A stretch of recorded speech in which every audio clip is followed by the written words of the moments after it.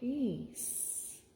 You got it smoking. And welcome, happy and healthy family and friends. Welcome. Yeah, how's everybody doing today? Happy New Day with Ari J is coming to you live, and we welcome you. Yes, indeed. We have a very loaded show for today, and some stories and some inspiration and some sharing. Yes, sharing is caring. This is true. Yes. Okay, so what is the subject for today? The subject for today, we're going to be talking about fibroids. It's probably one of the most common challenges that women have, aside from thyroid issues as well. Because technically they're actually connected. The industry doesn't really speak on the connection between the two, generally speaking. Matter of fact, overall, they don't really know that they're actually tied in together.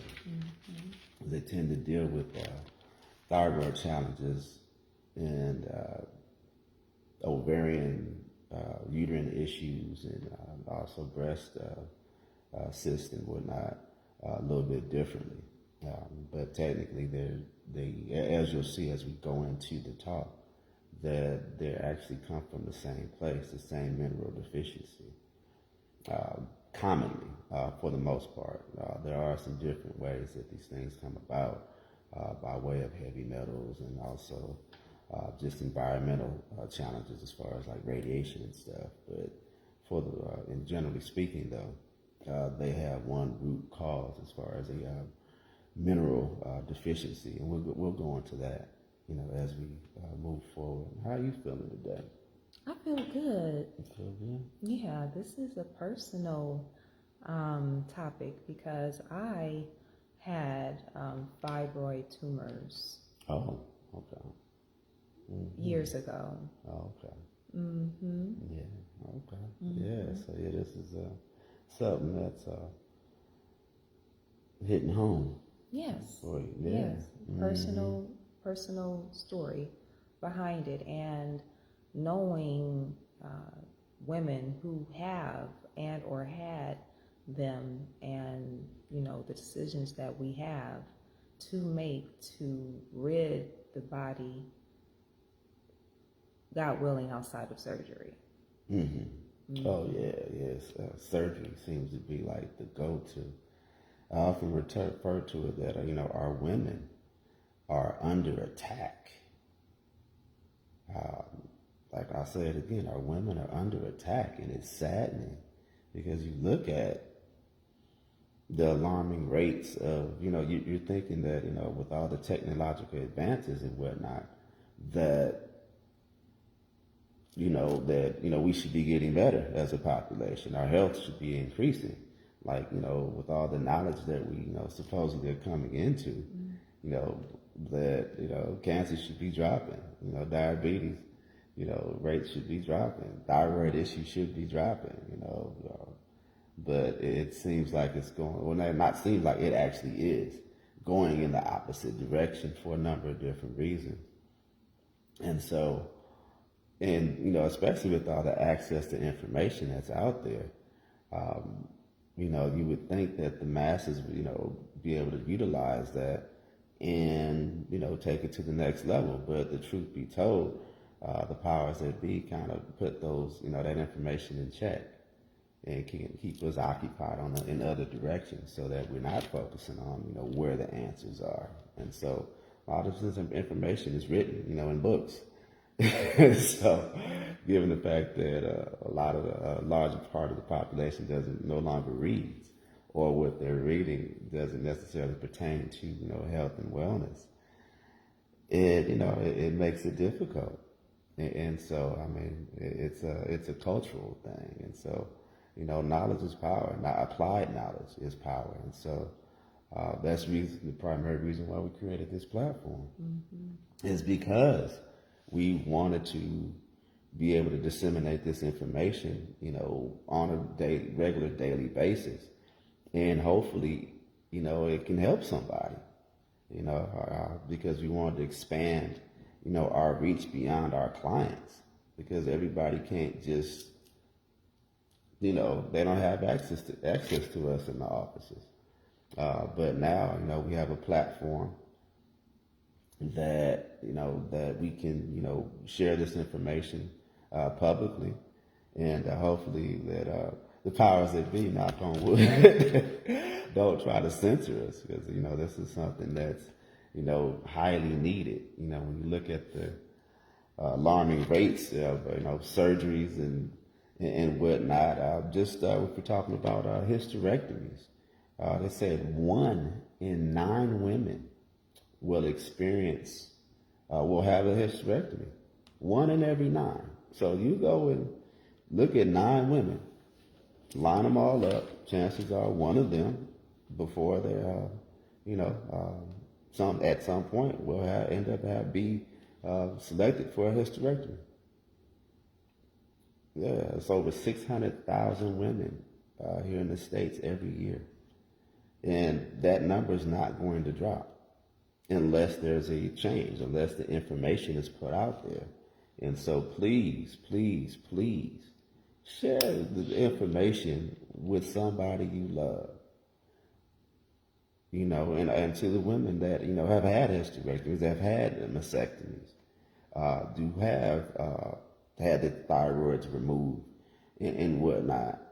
I apologize for I apologize for not, you're not getting this information sooner, but, it's not too late for your daughters. It's not too late for your grandbabies, It's not, and my heart goes out to you, that, we weren't armed with this ahead of time. So at least, you may have still elected to get the surgery, but at least you had a choice. At least you knew that there might have been another way. And then, because the doctors, they make it seem like, oh, you have no other choice. This is life-threatening. So what's up, baby? The Mayo Clinic, that they're pretty major household name, they said that surgery is the only, they use the word only, way to get rid of fibroid tumors and cysts. The only. So if you have a very reputable company or / medical team telling you that, you're pushed in a corner as a woman. And a lot of times, especially nowadays, we're in there by ourselves and expected to make right now decisions on lifelong. Once your uterus is gone, that's it. Right. That's it. Yeah. Hey, Judy, how you doing? Peace. Yeah. Thank you for joining us. Yeah. Yeah. Let's see who else we have on. Hey, Charmaine, how you doing? Yeah, I see you. Let's see. Charmaine says, and by all means, at any point during the discussion, feel free to tap in. We love that. If you have a question, stop us, and we'll as soon as we see it, we'll be sure to reply. Yeah. They say the only and solution, those are the main words that they use to get rid of the fibroid tumors and cysts. Yeah. It says, Charmaine says, I don't trust these institutions at all. I trust the Most Highest King and have avoided radiation, surgery, and lying mess of these leeches. Yes. They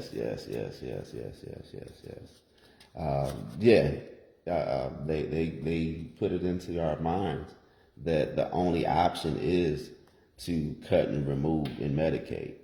Be informed. Yeah, and so there's natural options to everything, because our lifestyle technically is what got us into this, whatever position that we're in. And disease, for the most part, it's based around some sort of mineral deficiency. Period. And so once you understand that, okay, something's out of balance, okay, what do I need to do to put it back in balance? Once you find out, what the root cause of whatever your situation is, it can be rectified. The body will heal itself when it has the tools to do so. And so that's where minerals, herbs help out, come into play. Mm-hmm. And so 1 in 9 women on the planet will have a hysterectomy if the rates continue as they are, and it's increasing. 1 in 8 women will experience thyroid issues. How many of you all know somebody that, or you yourself are experiencing issues with your thyroid? And then we look at, mastectomies and whatnot. And I mentioned these 3 things in conjunction because technically they're all related to one another. As a matter of fact, I'll even read a quick excerpt from an article from the National Library of Medicine. It's titled, Increasing Mastectomy Rates Among All Age Groups for Early Stage Breast Cancer, a 10-year study of surgical choice. So it says it's in there. Here's an abstract. So we have the doctors Anthony E. Dragoon, Ben Hong, Thomas Tucker, and William Spanos. They conducted this study a few years back. And it says, the first-line surgical options for early-stage breast cancer and ductal carcinoma in situ include breast conserving surgery and mastectomy. I don't know what's going on in my throat. Maybe it might be this. Yeah, I think the smoke is it. Behind us. Yeah. Yes. Mm-hmm. Yeah, that sage is great, but a little too much of a good thing could be a bad thing too. We're in the middle of it too. Yeah, because it was like. Anyway, we analyzed the factors that influence the receipt of a mastectomy and resulted trends over time. So they did a study for 10 years, and they noticed that the trend in mastectomies and the surgeries, and they monitored this over time. And so that's what this information is about. And so, and the resulted trends over time. Registry analysis was carried out for 21,869 women who underwent upfront surgical treatment or stage 0-1 for stage 0-1 or 2 breast cancer between 1998 and 2007. Using the data from Kentucky Cancer Registry, we examined the trend of the treatment over time and assessed the probability of receiving a mastectomy using multivariate logistic regression. Overall, 45% of the women received breast conservation and 45% of the women received mastectomy over a 10-year period. Now, if you think about what they just said, these women were diagnosed with stage 0, 1, or 2 stage breast cancer, and their options were to get an operation, either conservation surgery or a full-on mastectomy. So and I've heard it so many times, especially from my clients, when they say, I think I can save the breast, but I still have to get cut on. I'm like, well, no, you don't have to get cut on. There's options in that. Yeah, and so basically the option they were given is, okay, we can do surgery and save the breast, or we can do surgery and totally remove the breast, or remove both breasts. Yeah, and going back to the Mayo Clinic, it's put to us as if that's the only way. That's the only way for you to go forward with life is it has to be surgery. You just have to choose which type of surgery it is. And facts, the body does not know surgery from a stabbing. I'll say that again.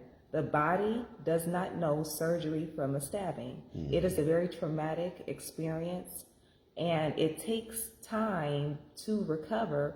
You'll be in recovery, but then I don't know if the body ever gets over the loss of one of the items of the body that you were born with. Absolutely. It says, I pray to the most highest creator for the healing and wisdom. Was led to change my lifestyle and change my diet. Absolutely. Yes. You just hit the nail on the head, Charmaine. You know, hold on. Let me Oh yeah, shake it up for us. Shake it up. Okay. That you hit the nail on the head. That everything, lifestyle is everything. Yeah, I had I had an overactive thyroid, so they said, and abnormal pap smear. Absolutely. That's they're all related. All related. And having had abnormal pap smears, they don't want you to leave the hospital. Yeah. You're gonna come back for surgery, and that's because that's the only way. Yeah, absolutely. So we're gonna touch on the last portions of this. So, the overall mastectomy rate decreased from 53% in 1998 to 38% in 2005, but then increased to 45% in 2007. So between 2005 and 2007, the increase in mastectomies in the age ranges for groups under 50, under 50, 50 to 69 50 to 69 years, 70 years, was 7.5%. Well, let me jump down.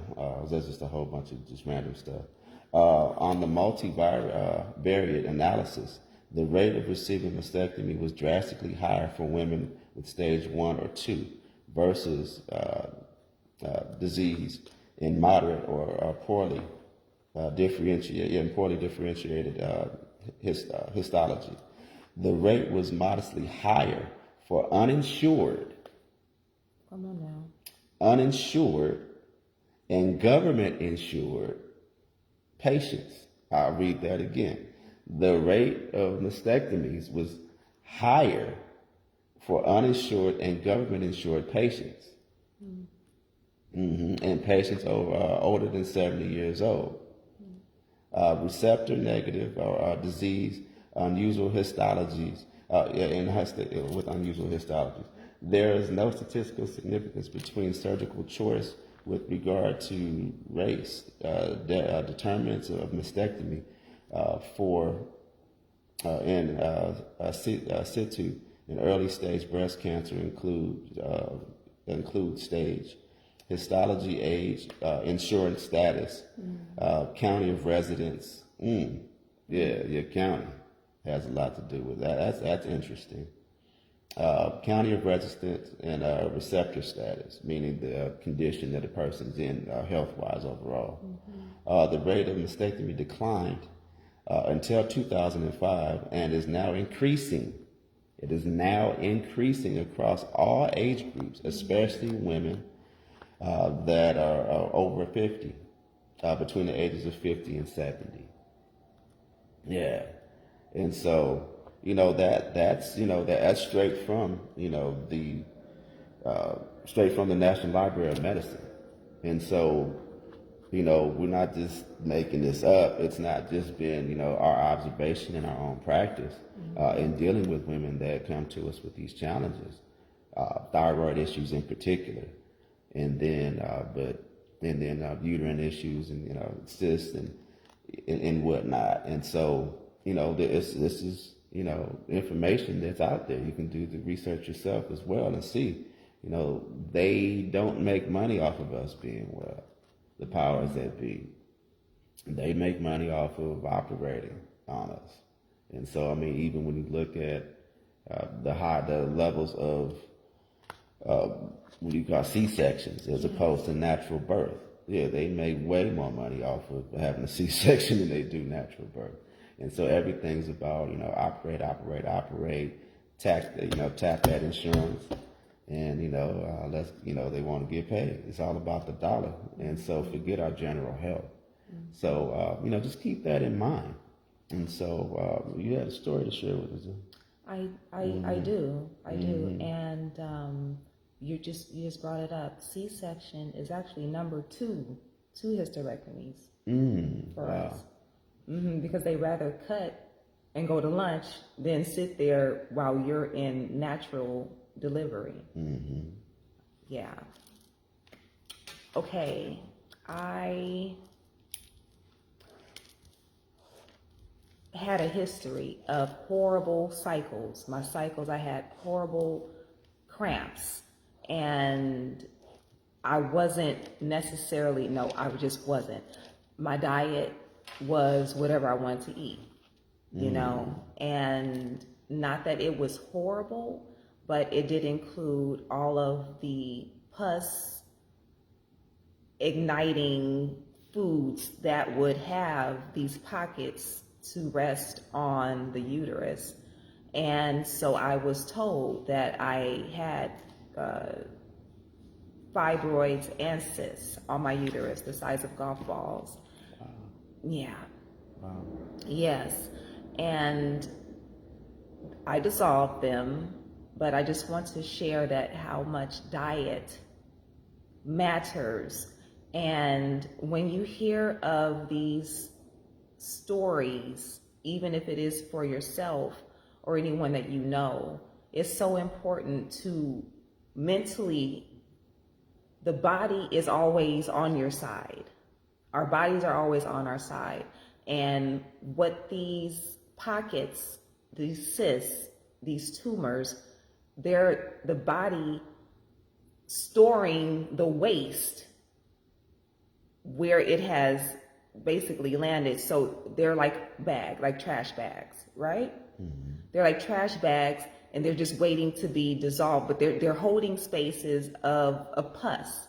So I was from a family where a pound of butter was the beginning of a lot of meals. Milk was just about everything. We had bacon in the morning, and I mean the breads, like all of the things that would foster what I ended up with.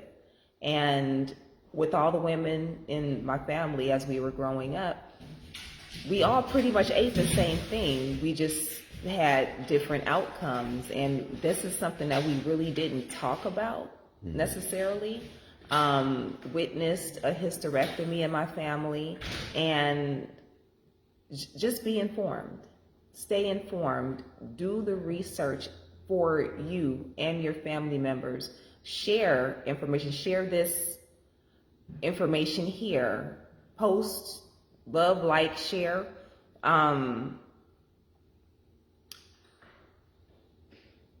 Okay, I shared the problem. I'll take that. I shared the problem. Now I need to share the solution, right? Okay, so I know I mentioned before, or that was yesterday, how I changed my liquid intake going from coffee to tea. Coffee is very acidic, you know, so switching to tea, lowering that caffeine, stopping with the ice creams. So I will say it has a lot to do with diet, because you can take all the herbs in the world, but if you continue the same lifestyle, the herbs are going to work regardless, because herbs take the strength of the earth and bring it to the organs. And we're talking about what makes us women, our uterus, our fallopian tubes and things. So I was on birth control. That's another big one. I was on birth control for years, from 18, I don't even know. I'm not on it anymore, but I was on birth control for years. So that's blocking, and it's a medication, if you want to call it that. So there's a residue that's left from that prescription. Okay. Oh, also, I was told that I was iodine deficient. And in my mind at that time, with my limited knowledge, I went to get iodized salt. Yeah. Because iodized salt has iodine in it. But what does iodized salt do to us? It tears up your arteries. I didn't know. It tears your arteries. I didn't know. So if you don't know, I mean, the main thing is that information is power, and the application of information is power. Went through that. Let's see Yes. here. Go So ahead. just to touch on that iodized salt challenge. Our body will not absorb inorganic iodine is no good for the body. And so if you understand the iodizing process for salt, it's done through a chemical process. And so it's inorganic. Your body can't process anything that's inorganic. And so when we're talking about like mineral uptake, we need organic iodine sources, natural iodine sources. So yeah, I just wanted to tap in on that. So that's the reason why iodized salt is no good. Not to mention the number one side effect of taking iodized salt is because it's so coarse, it scars the arteries, and it's one of the leading reasons for cardiovascular disease. Yeah, so just be aware of that. And these are things that I didn't know in my 20s. And when I was who knew, told really? this was like, okay, it's a shock, but because I had experience with having had a previous diagnosis, it's like, okay, I thank you for the information. Go to the doctor. They have all the equipment to tell you what's going on at current. But then you go home and you do the research. You put in the work. It's actually easier to get surgery than to remove everything, because that's a one-day trip. But then to go back and take the herbs and go through the protocols, that could take months, because it takes time for the body to regenerate, and it takes time for the mind to accept another lifestyle, especially if you were raised, on a certain diet. Yeah, because it takes about 3 to 6 months Yeah. to dissolve the fibroids, depending on what the size, how big they are. And the thing is just knowing that it is possible. So there were 2 things that I use that I highly recommend. I'll slow down. This is possible. You can dissolve your fibroid tumors and ovarian cysts. Breast and also actually cysts or cancer anywhere in the body. The breast, thyroid, they're all tied in together. Go ahead. No, it's fine. Because it takes time, just as we have shared in previous posts, it takes about 90 days to regenerate new blood, about 11 months to regenerate new organs. That is an organ there. So on top of the intake of herbs that will sustain the organ, and also the diet to support this decision to heal, it'll work over time. And then 2 years to regenerate new bones. Okay, so what did I use? First, thank you, Herbs of the Forest, for the research and knowledge and putting all of these herbs together. First, the iodine deficiency. It was the iodine, and then it was the fibroid dissolver, both from Herbs of the Forest. I highly recommend these. These are organic, and they really work. They work because I no longer have fibroid cysts or tumors anymore.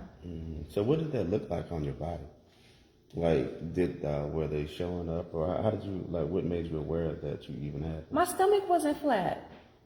Oh, okay, so it's poking out. Yes, that's just my thing. Like, because that matters to me, And it's like, okay, and what was that? We were asked about a certain way that the stomach sits. What was it called? With the prolapse colon and whatnot, when it drops down. Fupa. Or fupa. Oh, the fupa. Yeah. I remember. Thank you for that information. Oh, yes, fupa. I think Felicia mentioned that. Or it was Deborah. Oh, Deborah. One of our all-stars. Yeah. Right? Uh-huh. I had that, and it didn't make sense. to me. So it's like, okay, well, why am I going through this on top of having the horrible menses every month? Like, I hate it around the time of my cycle, where now it's like, okay, I nurture myself. I love myself. It's actually something I look forward to now because I don't have the pain. I remember even being, and because this has a lot to do with diet, I remember being 10 when my cycle started and laying on the floor of my grandmother's house after my mom picked me up from school and dropped me off. This starts young. This starts young. And the body is going to try to dispose of it, but it can only do so much if the intake is outweighing how you're discharging. So my cycle was always heavy. Yeah, that's one of the number one symptoms. Was always from young, where now it's maybe 3 days. It was heavy. It was long. It just wasn't a good experience, and it was normalized, or it was normal, like, oh, you're just going through your cycle. No, there's something going on with me that we're not really looking into. So go ahead. Yeah, for the record, if you're experiencing a menstrual cycle more that lasts longer than 3 days, that's considered an abnormal cycle. So anything more than 3 days, technically, it shouldn't even, depending on how clean your diet is, it should maybe be 1 to 2. But anything above and beyond 3 days, technically that's letting you know that there's something out of balance in your system. Yes, but the iodine formula and the fibroid dissolver really catapulted the rebound for my healing. Yeah. True story. Yeah, I mean, from 10 to, I mean, it was even before 10 because the diet was rich. Like I said, the butters, the cheeses, I mean, and it's all with love, but there's residue left over from these meals. And like I said before, there's pockets developed to keep the body, because the body's like, okay, I can't have all of this stuff swimming around. So let me just get a quick little grocery bag and just have this sit here. And then you see that the swelling and PMS, none of that anymore. None of that anymore. The cravings for chocolate and for coffee and chocolate and no more. Yeah. So, So Shamani says, I've had 7 days all my life, and now I have none. See, there you go. And that's what that diet, another testament to that when you upgrade your diet, you upgrade your life. Good. Absolutely.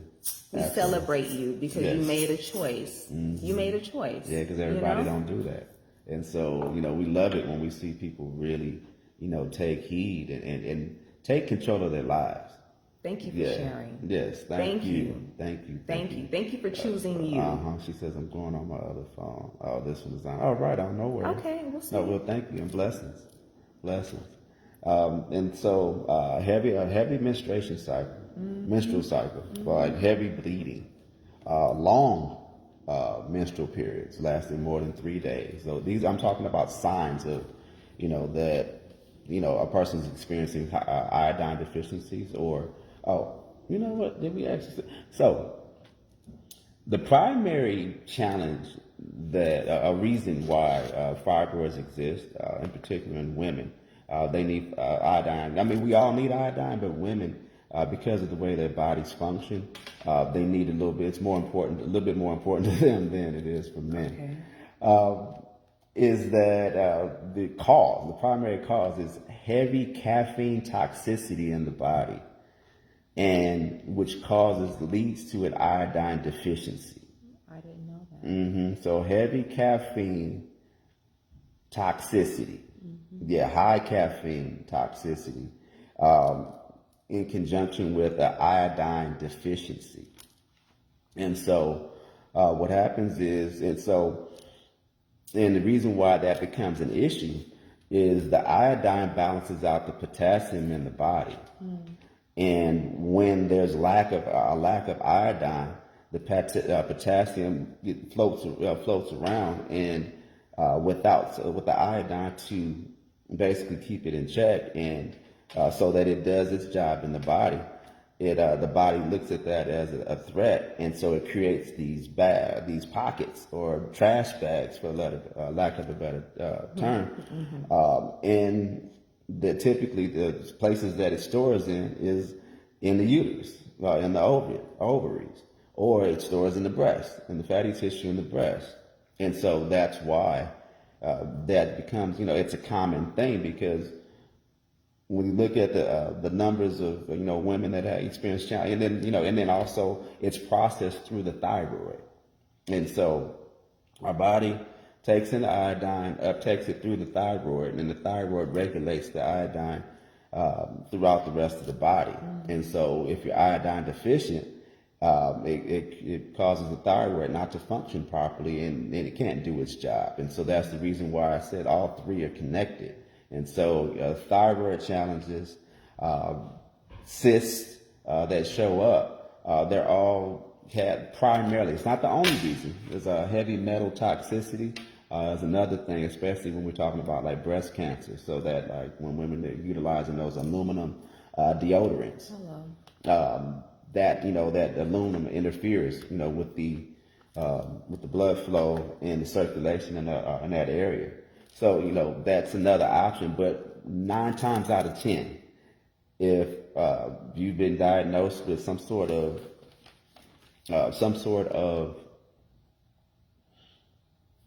thyroid issue, breast cyst in your breast, or cyst or tumors in your uterine area, 9 times out of 10 it's going to be an iodine deficiency. And because pretty much all sickness and disease, it comes from some sort of mineral deficiency in the body. And once you identify what that mineral is, then it's just a matter of time before once you adjust those levels, then you go back, your body goes back into a state of homeostasis, and you're good to go. Other symptoms of iodine deficiencies in the body are swelling thyroid glands. We're looking at goiter, like that lump in the throat area. We're looking at weight gain, fatigue. Fatigue and weakness is another sign. During that time, how did you feel? As you're going through this, I'm like, the doctor told me hyperthyroid.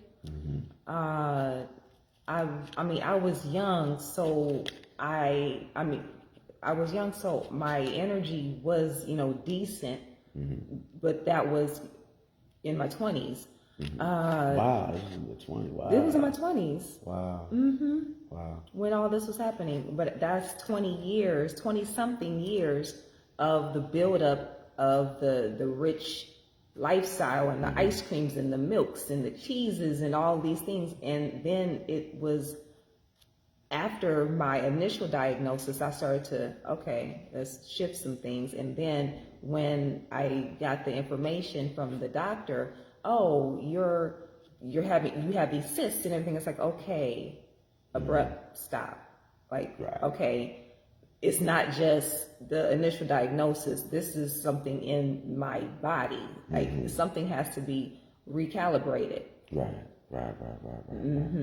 Yeah, and so other symptoms are thinning hair. Women, ladies, if you're having challenges, you're experiencing hair loss, iodine deficiency a lot of times can be the culprit, especially if you're not straightening your hair or doing things externally that are having an effect on damaging the hair.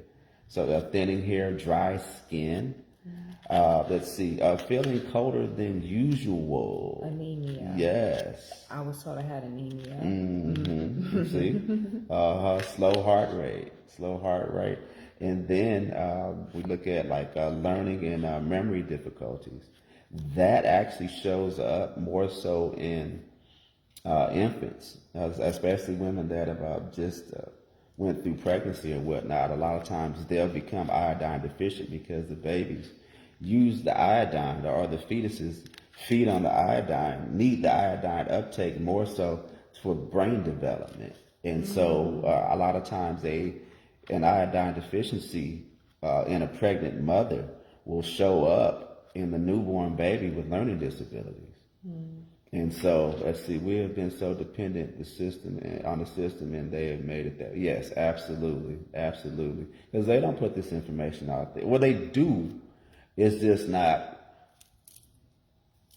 before you can get to this info, they hit you with 10,000 other commercials on medications and everything else. So that, you're bombarded with all the the information that that benefits their pockets the most, as opposed to the information, and you have to sift through all that to get to the information that benefits us. And so that has to be, and this information, a lot of it's stored away in books that kind of get passed down, because we learned about this from our elders. And so Dr. Goss, Forrest, from Forrest himself as well. We go back over 20-some odd years. Dr. Sabi, Dr. Rab, those are our mentors. Obalaji Kefren Russ, from back in the day. That was my original main spiritual counselor and medicine man that put me on this path. And so the information gets passed down, and so we share this so that it becomes commonplace for, not only in our family and our, corporate structure, as far as, what we do in our ministry, but for everybody. Everybody should know this stuff. There are foods that other countries have been, yes. Oh, yes. If I may, Go ahead. I want to answer a question that we haven't been asked yet. How do you know that you're iodine deficient? Or how can you find out that you're iodine deficient? There's something that you can go to. Again, we're not saying not go to the doctor. It's just for treatment. You are your own healer. Heal thyself. And seek information. You seek and you find, right? So you can go to the doctor and have what's called a blood panel test. And what that is they'll draw blood, and they will be able to do the calculation. I mean, I had a list of the percentages of every vitamin that is known in the human body: vitamin A, vitamin K, potassium, iodine, and that was low. So you can go and have a blood panel test to find out about your iodine, about the iodine in your body. I would also suggest not only the blood panel, but also the food allergy test. That's when they go through your blood and they'll tell you, okay, you shouldn't have this, you shouldn't have this. That's how I found out that I was allergic to chicken. It's like, oh, you're not black. I'm like, no, I'm allergic to chicken and eggs. So I go with that information. I go informed about me and what's best for me. Okay, so that's food panel, blood allergy test, and blood type test. I do follow the blood type guide, and being an O, that would give me certain foods that I would eat that would benefit me more than others. So we have a blood panel, food allergy, and then a blood type test. You want to get those three when you go to the doctor next time, please and thank you. Excellent. So the simple fix to all of this is to lower your caffeine intake. A lot of times when we're dealing with clients, we'll come to find out it's more common than not that a lot of them are heavy coffee drinkers. Heavy coffee drinkers. And then people that experience, women that are, anybody experiencing iodine deficiency, typically will have I don't want to use the word addiction, but they will eat chocolate like No tomorrow. A modern day chocolate has a bunch of caffeine in it. And it's not for the chocolate itself. They're thinking it's, oh, I love chocolate. Yeah. They're thinking that it's because I love I chocolate. love chocolate. Yeah, but yeah, my mama did that to me when I was in the womb. You know, I was born 2 days late because of that. Well, how? What's the story? Fill in the blanks. She ate so much chocolate while I was in the womb that her blood pressure shot through the roof just before when she went into labor. And back then they weren't really doing C-sections like that. Also, she didn't want to have one. Right. Yeah. And so it was like late on the 6th. And ended up being born on the 8th. Oh, wow.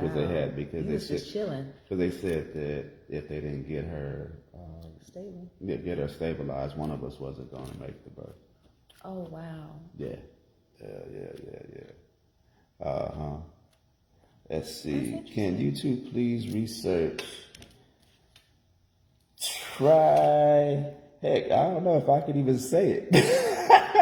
That word. Trimethylaminoid. Yeah, okay. Yes, we will. Now, what about cacao? Because I don't want to give up on chocolate all the way. Cacao solid. No, cacao's good for you. Cacao. Have cacao instead. Mm-hmm. And you can sweeten it with natural sweeteners. It's just when we get it out of the store from these restaurants, it's processed. It's not necessarily cared for. Mm-hmm. So It's got to be good, clean, natural source stuff. Yeah. Yes. Yeah. It has to be cared for. And you can still have your chocolate. Mm-hmm. I mean, cacao. Mm-hmm. Yeah, absolutely. Can't give up on that taste. Yeah. No, we can't. But we'll have cacao instead. Mm-hmm. Yeah. No, I love it myself. So, yes, Shoshana, we'll do some research on that, and we'll have some information for you on that soon. As a matter of fact, I'll plug into you. I'll hit you on the DM with that info. So, yeah, most definitely. These people really got it in for us these days. Well, it's not so much that they got it in for us. Well, they got it in for that, that raising that bottom line. It's all about the dollar for them, and at all costs.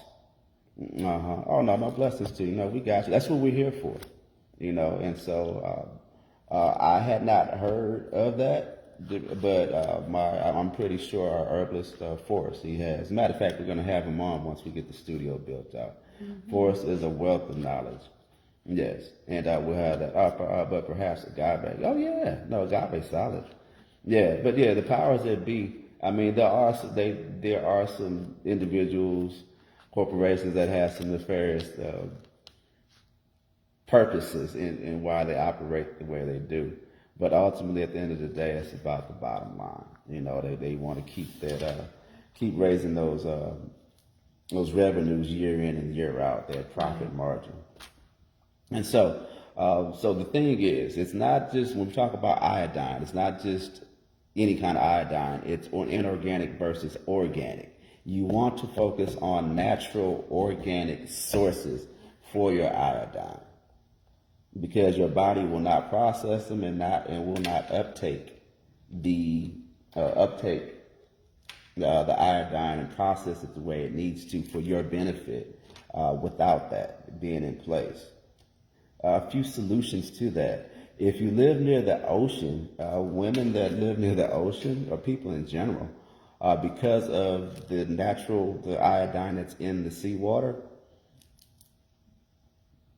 it has a tendency to naturally replenish the body with the iodine that it needs. Mm-hmm. So, when we're looking at like a geographical solution to all of this, if you live near the ocean or just, frequent the ocean on a regular basis, the chances of you becoming iodine deficient diminish by quite a bit. Mm-hmm. Typically, a person's diet has to be absolute trash, or they just have to be on that caffeine so much that the iodine that's existing freely in that space near the ocean is not having an effect on them, or it's not, or is it sufficient? And so, usually within 3 to 6 months of upping your iodine intake, if a person is iodine deficient to the point where they're experiencing ovarian cysts, because basically that's just a sign of, okay, your body, you've been deficient in a certain mineral for so long that your body starts to actually show it physically. And so, and it causes the potassium to leak out, and bingo, it creates the cyst. And so it usually takes about 3 to 6 months of iodine loading in the body.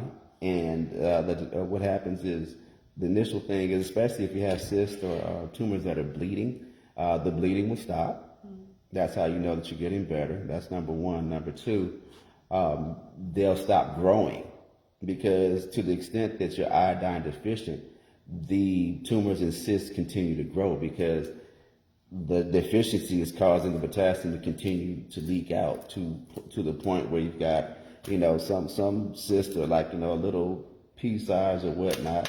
And then you've got others that, the big as grapefruits.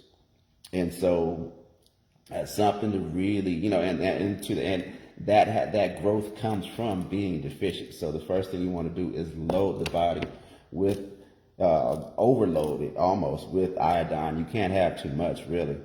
And let's see, great teaching. Yeah, blessings to you, Satori. Man, appreciate you. Yeah, so being iodine deficient, it takes about 3 to 6 months to get that, bring that back in balance. And then also you want to have a iodine-rich diet.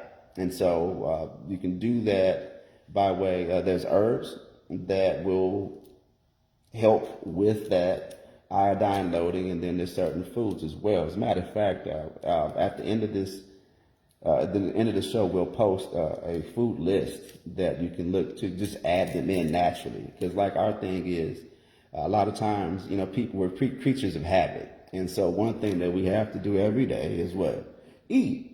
And so if you're going to eat, just focus what you're eating to benefit your health. Yeah. And so, because this has to be a lifestyle. It can't just be like, oh, well, I just did this, but I'm still eating. I took these herbs and I took this, to enhance my iodine, uptake. And then after, cysts start to dissolve, then go back to doing the same thing that you were doing before. And so, or continuing to drink, coffee at that same rate, or eat, highly caffeinated chocolate at the same rates that you were before. And so that's something you really have to be, mindful of moving forward. Is, change your diet, change, any kind of toxic habits to create new positive, habits that will enhance your life, that will create, that will alleviate the challenges, the health challenges that you're experiencing. Yeah, that will. But absolutely. And so, if you live near, for all of us that don't live near the ocean, supplements, iodine supplements, natural iodine sources, kelp is good. Like sea greens, those are solid. Irish moss is off the chain. If you have access to a clean source of Irish moss, understand that all Irish mosses aren't created the same, though. They're not. They have just like they got GMOs, everything else, they have that fake sea moss that they grow in swimming pools, and they pour iodized salt on there to get. No, they do. Literally. For real? Yeah. They grow in the swimming pools. Has anybody ever experienced a fake Irish moss, a fake sea moss? We went to, when we got some. That's not what I learned about it. Yeah, the fake sea moss. There was no sand. Because Irish moss, sea moss usually, in its raw form, it's packed with sand, because you had to rinse it for like an hour to get the sand off. But the one that we had gotten, there's salt crystals on it. Salt. And they make it in a swimming pool. Yeah. I just have a visual of a swimming pool, and I don't think of sea moss. Yeah. Oh, yeah. Yeah. That's when I started doing the research on it. I was heartbroken, because I was like, oh man, I found some sea moss. It was bomb. good Right, price. I was like, oh exactly. yeah, we can use this and, save our clients money and blah, blah, blah. No.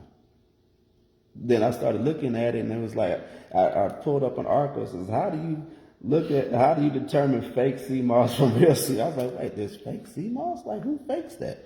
I'm like, it's in the sea. No. They make it in a swimming pool. And they put iodine and hot iodine salt on it to make it So mimic wild sea moss, yes, wild organic. not farm sea raised. moss. No. Sea moss, Yeah.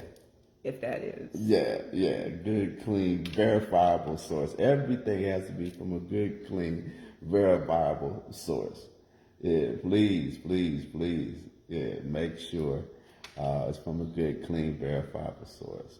And so, like I said, Ariane, she was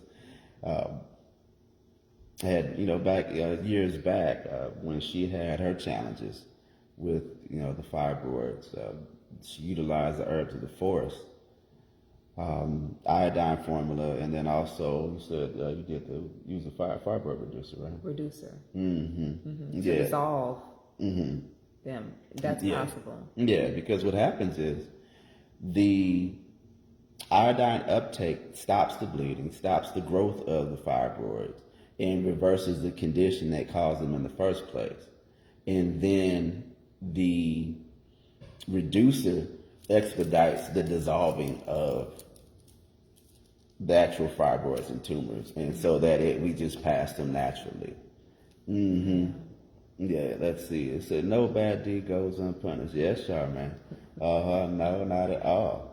And so you can technically, just by cleaning up your diet, eating iodine-rich foods,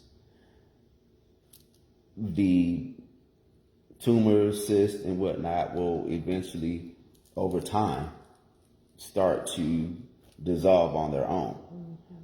We recommend the fibroid reducing formula because it expedites the removal of it. And then also it fortifies the uterus at the same time. It fortifies the breast at the same time.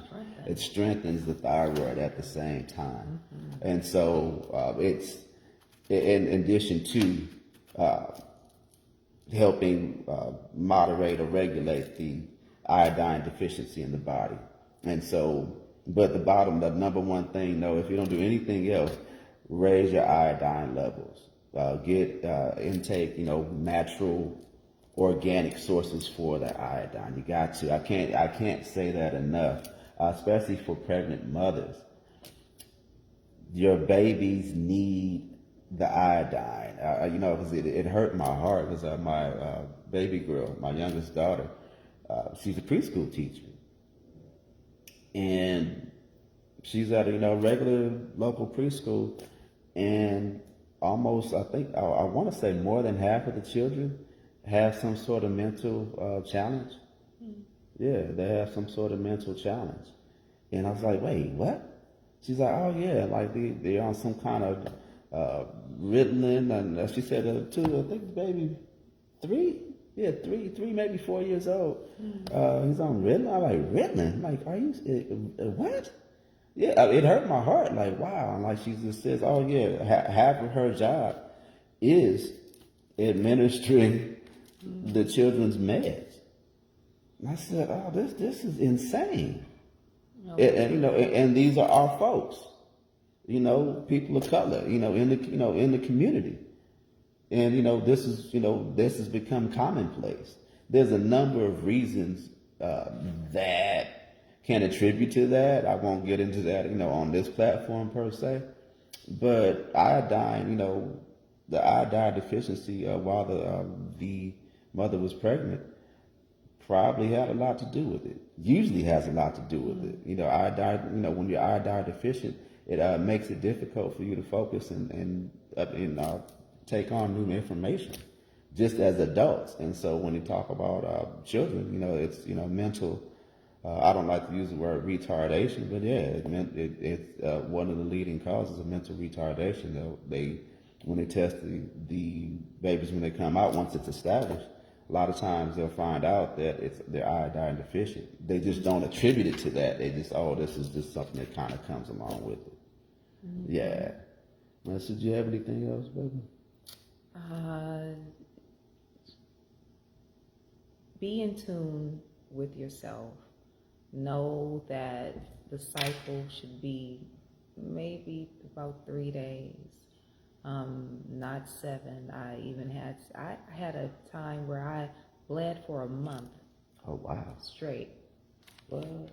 And so in the heavy clotting and everything, I went to the doctor, and it's like, okay, well, you have this going on. It's like, okay, well, it was this and this kind of surgery that was the only option. And just as we read from the Mayo Clinic, they say the only recommended solution to treat this. Okay, thank you for the information. I'll take that information and apply the herbal formulas, and it worked. So stay encouraged about your healing journey, and we are support. So if there's any questions or anything, please do not hesitate to send others our way, or ask questions on their behalf, or ask questions for yourself. Also, we talked about the lymph nodes. The lymph nodes and aluminum, we were talking about the breast. Oh, breast cancer, yeah, another. A lot of lymph nodes are in or around our armpits, and even coming up to this where the thyroid is. So having that it's just seconds before whatever is put on our skin is brought into our bloodstream. So having aluminum-free deodorants and just as clean of a source of everything that we're putting on our skin, because our skin is our largest organ, and that aluminum exposure is detrimental. I remember before switching over to aluminum-free deodorants, I did have knots under my arm, and I didn't know. I didn't know why. Mm-hmm. So be informed, be encouraged. Yeah, hey Cassandra, how you doing? You said how to clean your lungs and kidney. Oh, no, absolutely. No, we'll touch on that, but I'll give you a couple of herbs that actually work really well for cleaning the lungs. Elderberry and mullein. Mullein are really good. Mm-hmm. So elderberry and mullein are good for the lungs.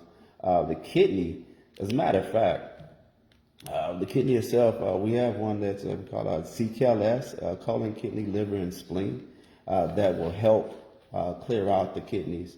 And actually, it helps the other 3 organs as well. But in particular, it's really good for cleansing the kidney and fortifying it and strengthening it so that it can function at a high level. And so, CKLS for the kidney. And then, now the reason being is usually if the kidney is experiencing issues, then the liver and spleen, they're all in conjunction with one another and whatnot. People having kidney issues usually is a sign of heavy blood toxicity as well. And the kidney's not filtering the body. And so so rather than just deal with the kidney itself, you want to deal with that whole tract, the whole elimination tract from that end, or the body, or the filters, clean out all the filters at the same time.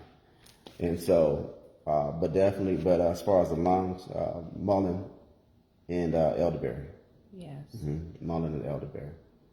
And just to reiterate what was shared before, how do you know that you're iodine deficient? Blood panel test. Go to the doctor and have them do a blood panel test on you. They'll draw the blood, and they'll give you, or they gave me, a printout of no problem. everything that was going on in my body. Mm-hmm. Now, if all those are like, just look at, when we talk about the symptoms, because that basically the symptoms are, to know for sure, by all means, we all recommend go see your, medical physician and get the test done. But if you're experiencing, swelling of your thyroid glands, you have the goiter, those are obvious. You experience, just random weight gain, fatigue, weakness. You're experiencing thinning hair, dry skin. You have extended periods and like heavy bleeding menstrual cycles. Or having menstrual cycles that last beyond 3 days. These are all signs of being iodine deficient. Yeah, these are all signs of being iodine deficient. Feeling colder than usual. And then also having a high desire for caffeine, because caffeine toxicity is one of the premier things that inhibit the uptake of iodine. So that's something to be aware of. And then a strong desire for chocolate, because that's probably one of the most high caffeine-rich sources outside of coffee that exists. So just be mindful of that. Just, certain things, or when it was mentioned, the fupa underneath. Yeah, that was a new term for us. So fat under, what was it? Fat fupa. Fat under pouch or something like that. Anyway, the little pouch at the bottom of the belly that a lot of people in general, women in particular, have a challenge getting rid of. That might be a sign that there may be a cyst or an ovarian issue or challenge going on down there. Cysts, the way things are these days, you may have to rely on the wisdom of the Most Highest King, because they are relentless in trying to milk money and kill folk when they're milk. And have discernment. Have discernment going forward. Trust who your herbalist is. Trust who your doctor is. Trust yourself more than anything. Because your life is in your hands. No, absolutely. And the one thing to keep in mind as well is ultimately, we have to create new habits, new healthy habits. And so, like with us, we're getting ready. We're gearing up to set up our urban farm here at home, because the one way that especially with all the fake organic food on the market nowadays, ultimately what it boils down to is, our new health habit is going to be growing our own food.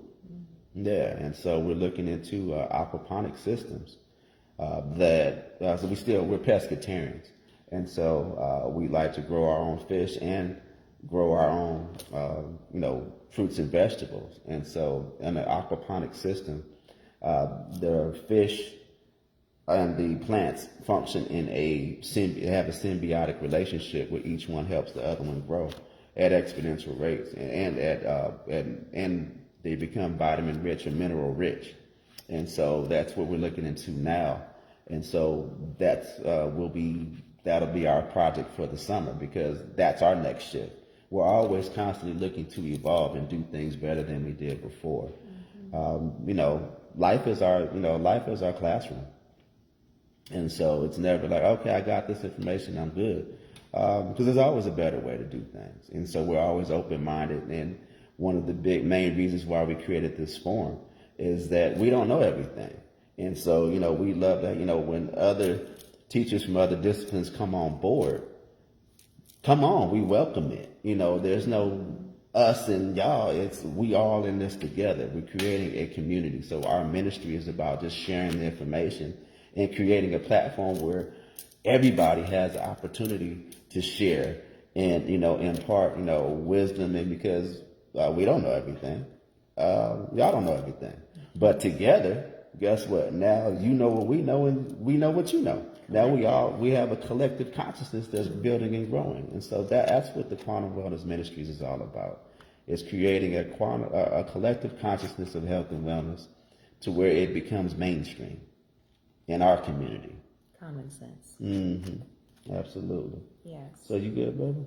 I am always good, and I am good. You're great. Oh, I received that. Great. And so are you. Yes, I have touched on everything, maybe twice. Oh, okay, cool. And we trust that this information is received as it is given with love and care and peace and concern and all the good stuff. Yeah. So please, Share this information with somebody that you know that could benefit from it. Just share. Because, you know, our generation has been plagued with hysterectomies, mastectomies, thyroid issues and challenges, and you know, and they talk about, you know, removing thyroids and whatnot. And it doesn't have to be that way for the next generation. Right. 600,000? Yeah, Ooh. 600,000 women every year get hysterectomies. I mean, it's like 600,000. Really? And most of the time, not gonna say all the time, most of the time it's correctable. Most of the time it's correctable. I really want to say all the time, but most of the time, because there always be that one person that tell me, oh yeah, well such and such. I got it. But most of the time, it is correctable. Mm-hmm. It is. We're talking about cysts, thyroid challenges, and you know, breast issues and uterine issues. Mm-hmm. It's usually associated with caffeine toxicity and iodine deficiency.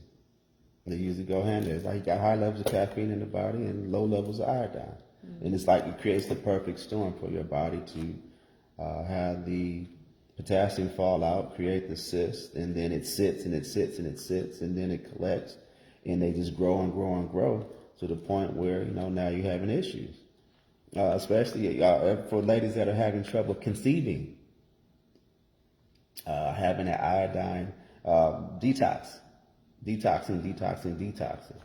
There's a lot of times what's happening is the body is out of balance. The pH levels aren't supporting your ability to conceive. Mm-hmm. And so that's a whole nother thing that we'll talk about at some point in the future for ladies that are having challenges conceiving on both sides, on the male and female. So yeah, I make sure to tell my daughter, yeah, absolutely, absolutely. Please tell everyone. Yeah, and be, you know, just kind of be aware of the subtle signs that are leading up to that. It doesn't have to be, okay, she's got a cyst or whatnot, but you notice certain things that they have affinity towards, especially if they keep attacking that chocolate bar, chocolate bars on a regular basis. You're like, oh, okay, maybe. You think about getting checked out, you know. All it takes is just to kind of just go get checked out and see. Yeah. What is going on? Mm-hmm. Yes. So we'll post information regarding foods, iodine-rich foods that you can make a part of your daily lives in the chat. And then also, if you're interested or in need of some herbal sources, we'll also post that information as well. That way, at least you know that what you're going to get is going to be solid. It is on point. It's what it's worked for Ariane personally, and I've utilized the same herbs for numerous clients and helped them dissolve their fibroids and bring their iodine balances back into check the same way. Yeah. So if nothing else, focus on organic sources for iodine to bring yourself back into balance. If you have any questions, hit us in the DM. Yeah, we got you.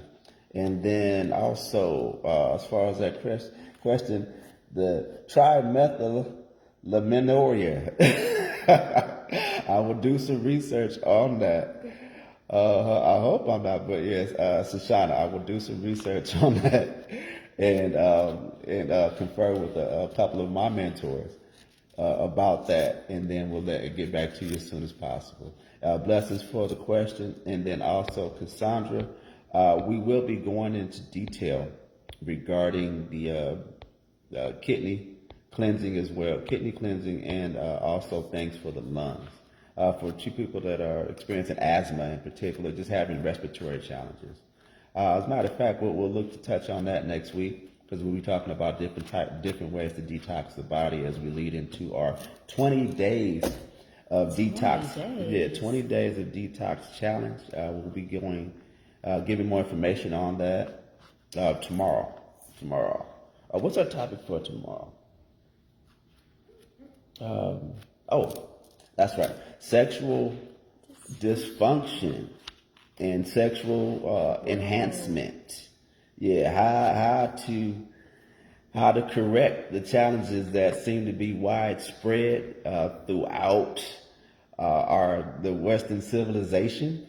We'll be touching on that in detail tomorrow. It's actually really a simple everything, honestly, to be 100, all this stuff is really simple to fix if you know what to do. And so, we'll be talking about sexual dysfunction in men and women, in particular men, because their dysfunction is a little bit more obvious. But women, their sexual dysfunction shows up in different ways. And so we'll be touching on that from a holistic standpoint, both physically, mentally, and emotionally. And so stay tuned because that's going to be a hot show, especially going into the weekend.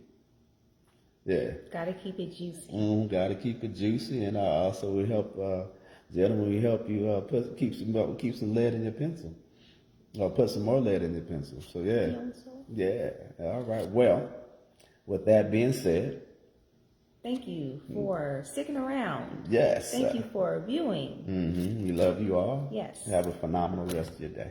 Absolutely.